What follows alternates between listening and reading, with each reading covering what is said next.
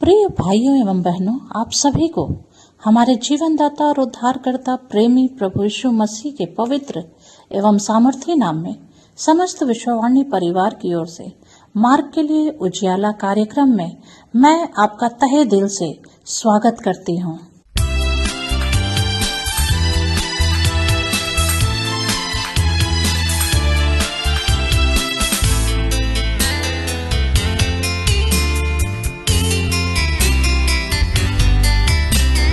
यह कि तुम स्तुति करो, उसकी करुणा सदा की है। प्रभुओं के प्रभु की तुम स्तुति करो, उसकी करुणा सदा की है।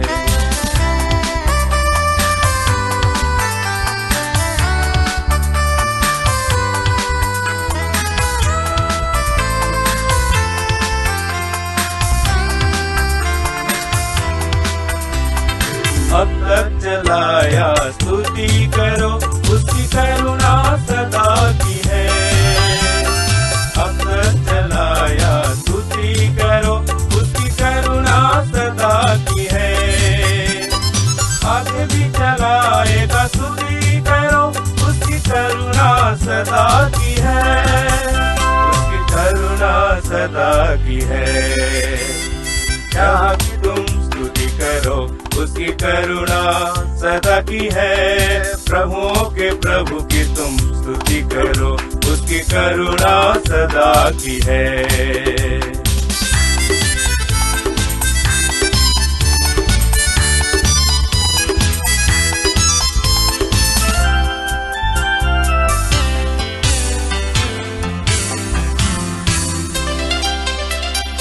अब तक संभाला स्तुति करो, उसकी करुणा सदा की है। अब तक संभाला स्तुति करो, उसकी करुणा सदा की है। आगे भी संभालेगा स्तुति करो, उसकी करुणा सदा की है। उसकी करुणा सदा की है।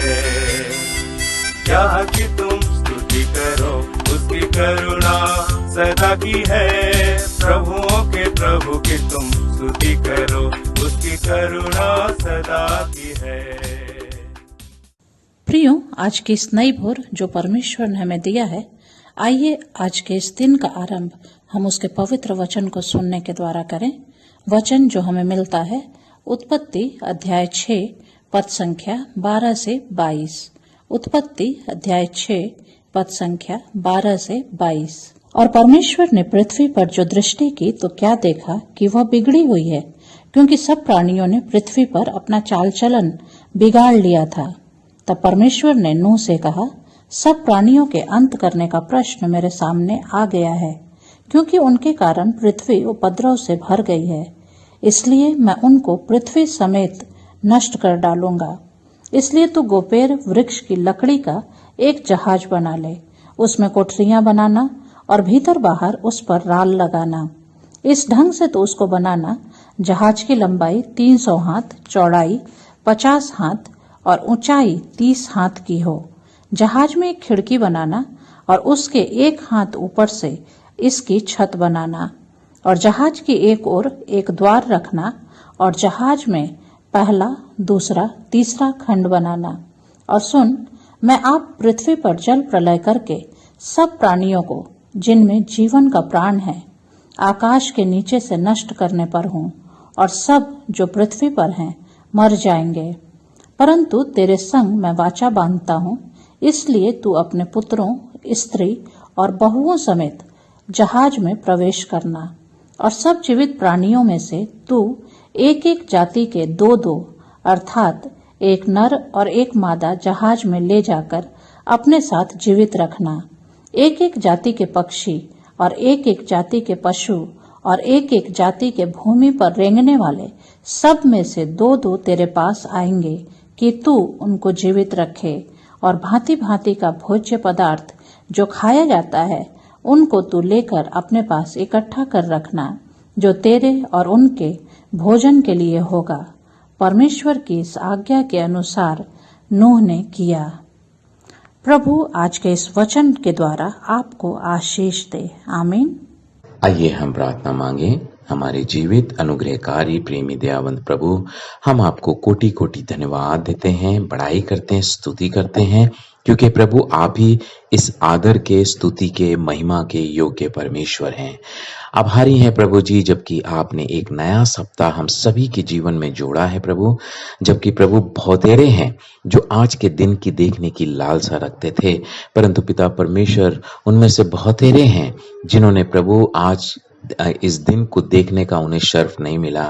परंतु पिता परमेश्वर, हम धन्यवादित हैं कि आपने पिछले सप्ताह भर अपनी विश्वास योग्यता हम में से प्रत्येक के जीवन में प्रकट की है प्रभु, और हमें सभी पर प्रभु आपने अपनी कृपा दृष्टि बनाई रखी, हमारी प्रतिदिन की जरूरतों को पूरा किया।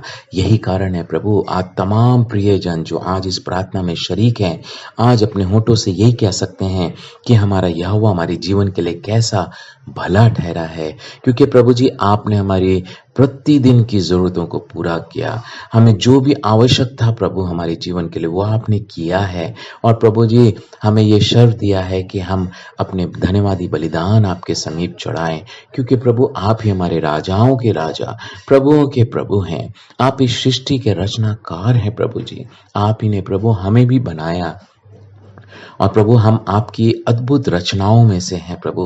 इसलिए पिता परमेश्वर, जबकि आपने हमें समझ और बुद्धि दी कि हम अपने परमेश्वर की महिमा करें, तो प्रभु जी आज वास्तव में हम इस दिन के लिए आपके शुक्रगुजार हैं। पिता परमेश्वर, हम विशेष प्रार्थना करते हैं, जबकि पिता परमेश्वर आपकी दृष्टि जब पृथ्वी पर पड़ी और जब आपने देखा कि ये बिगड़ गई है, तो पिता परमेश्वर आपने ये निश्चय किया कि मैं इसे नाश कर डालूंगा। हाँ पिता परमेश्वर, जब जब मनुष्य प्रभु आपका विरोधी हुआ, तब तब प्रभु जी आपने प्रभु जी उनके जीवनों को ठीक ठाक करने के लिए, उनके जीवनों को प्रभु जी अपने अनुसार बनाने के लिए आपने पिता परमेश्वर ऐसी विविधाएं उनके ऊपर डाली, ताकि पिता परमेश्वर वो पुनः प्रभु आपकी ओर फिर सकें। सो पिता परमेश्वर, आज के दिन भी हम प्रभु अपने जीवन को जांचते हैं प्रभु, क्योंकि प्रभु आप हमें अवसर दे रहे हैं। आपने हमें जीवित इसीलिए रखा कि हम प्रभु जी अपने जीवन को जांचें कि हम में कहाँ बुराई है, कहाँ पर हम कमी है, कहाँ पर घटी है, ताकि पिता परमेश्वर हम उन कमी घटियों से उभर कर एक नव जीवन में, एक ऐसे जीवन में हम प्रवेश करें जो प्रभु आपके सम्मुख ग्रहण योग्य है।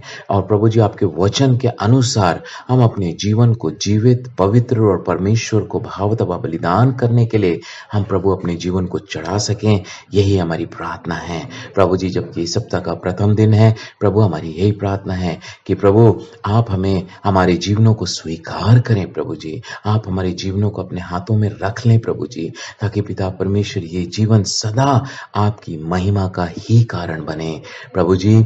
हम विशेष प्रार्थना करते हैं जो हमारे प्रियजन बीमारियों के बिस्तर पर हैं प्रभु जी, चाहे प्रभु वो महामारी के कारण हो, चाहे वो प्रभु अन्य अन्य बड़ी बीमारियों के कारण हो प्रभु जी, हमारी प्रार्थना है प्रभु आप अपने प्रियों पर तरस खाएं, अनुग्रह करें, आप उन्हें छुएं, उन्हें शिफा दें प्रभु, क्योंकि आप शिफा देने वाले परमेश्वर हैं, आप अपने लोगों पर तरस खाने वाले परमेश्वर हैं।